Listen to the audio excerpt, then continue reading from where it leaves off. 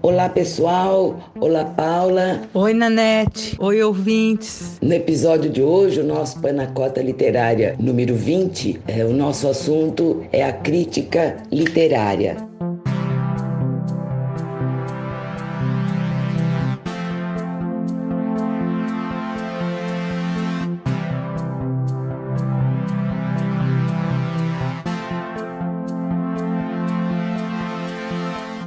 Nós conversamos com o Heitor Ferraz, que é poeta, colabora com a revista Cult, professor da Casper Libero. Heitor, qual o papel da crítica no cenário atual, neste momento, principalmente neste momento brasileiro? Paula e Nanete, vou tentar falar um pouquinho sobre a crítica. Então, qual é o papel fundamental, qual é o papel da crítica na nossa vida, na vida contemporânea, dentro da literatura. A crítica sempre teve um papel de mediação, quer dizer, ela surge como papel de mediação entre a obra de arte feita por um artista e um público, principalmente a partir do momento em que você começa a ter um tipo de arte que não é mais codificada, digamos assim, por um único elemento, ou um elemento central, um elemento divino, enfim, que tudo se conjuga de uma maneira única. Então, a partir de um certo momento, você começa a ter a arte que vai saindo da corte, a arte que vai saindo do mundo religioso, né, em direção à cidade. Então, no caso, mesmo no surgimento da burguesia, quer dizer, é bem aí, nesse momento, que a crítica começa a cumprir um papel importante dentro da sociedade. Então, o papel do crítico, na verdade, vai ser fazer essa mediação, escrever sobre isso,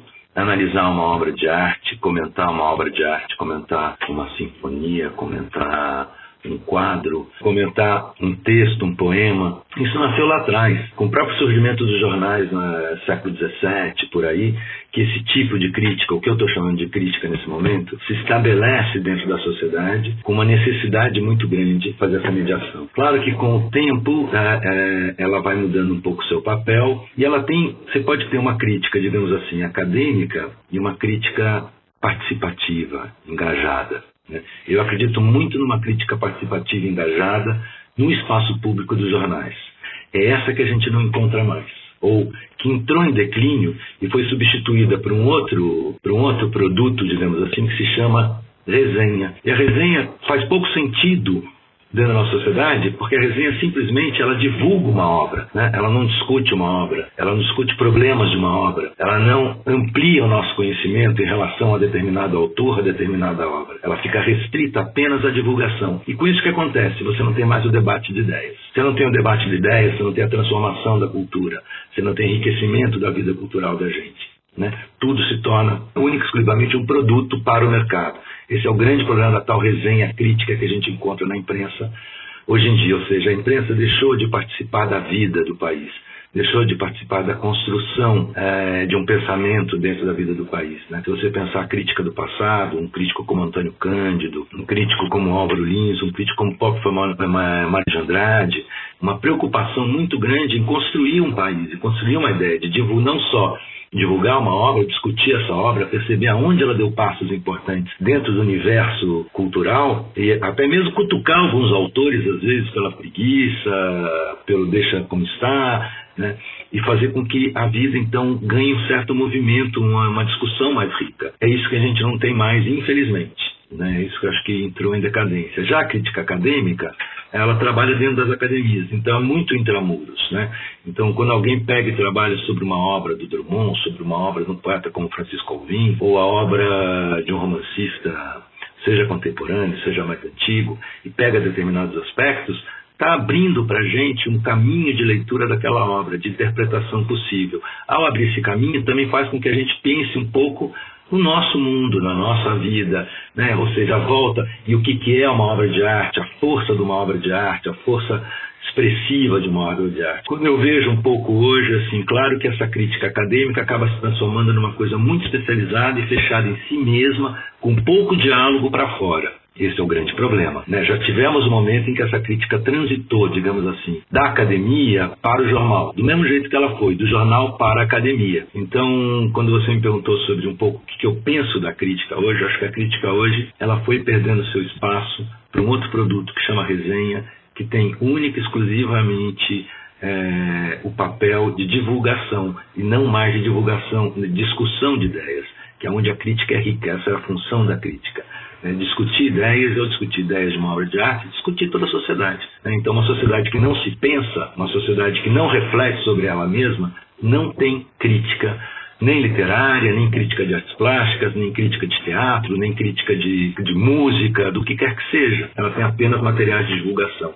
E aí não serve para nada, quer dizer, o que serve é que para diminuir nossa conta bancária se determinado autor nos interessa por algum motivo. Então a gente passa a ser o leitor é visto só como um consumidor e não alguém com quem você precisa compartilhar ideias. E no caso brasileiro, que é um país em que ainda temos uma deficiência grande educacional, em socializar determinadas ideias, socializar determinados conhecimentos. Acho que tudo isso falta no panorama atual da crítica do Brasil. E obrigado pelo convite para participar desse programa de vocês, que está cada vez mais legal. Parabéns. Obrigada, Heitor, é sempre bom falar com você. Agora a gente vai conversar com o Luiz Renato Souza Pinto. O Luiz Renato, ele é graduado em Letras, mestre em História pela Universidade Federal do Mato Grosso, é doutor em Literaturas em Língua Portuguesa, trabalha com formação de leitores. Ele é pesquisador, ele atua nos campos do romance histórico e bem como relações complexas entre o texto literário e o contexto histórico nacional. Luiz Renato, você também é romancista e poeta. Como que a crítica influencia a sua escrita? Eu penso que a crítica influencia a minha escrita desde que eu me senti nessa zona de fronteira. Porque desde criança eu gostava de mapas e planejava 1000 viagens, que eu nunca fiz, mas fiz outras.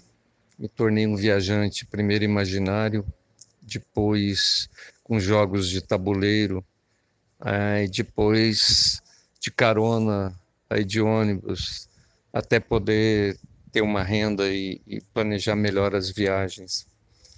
E eu penso que a escrita ela sofre uma via de mão dupla similar a essa. Se eu leio um bom livro que trata de maneira subjacente um tema ligado a algum fato, eu corro atrás dessas informações factuais para entender como é que isso está amarrado ao enredo, a determinada categoria narrativa na escrita de uma obra. É engraçado, muita gente fala até hoje que a Clarice Lispector escreveu um único livro de crítica social, que seria A Hora da Estrela. Ora, o que é crítica social? Então, eu acho que se o poema fala de amor, ele está falando de sociedade. Se fala de guerra, ele está falando de sociedade. Então, eu penso que a crítica ela não é nada à parte. Ela é contexto, muitas vezes, ela é um elemento retórico, um contorno, e assim por diante. Então, o Cortázar é um grande crítico, um grande escritor, o Piglia é um outro, e inúmeros outros. O Walter Benjamin, se tivesse vivido mais tempo, teria amadurecido melhor. Tudo isso, eu penso. Bacana, né, Paula? 2 visões, 2 críticos, 2 assuntos tratados por ângulos diferentes. Espero que vocês tenham gostado, ouvintes. Um abraço e até a próxima. Tchau, Nanete, pessoal. Um abraço para todo mundo. Até a próxima.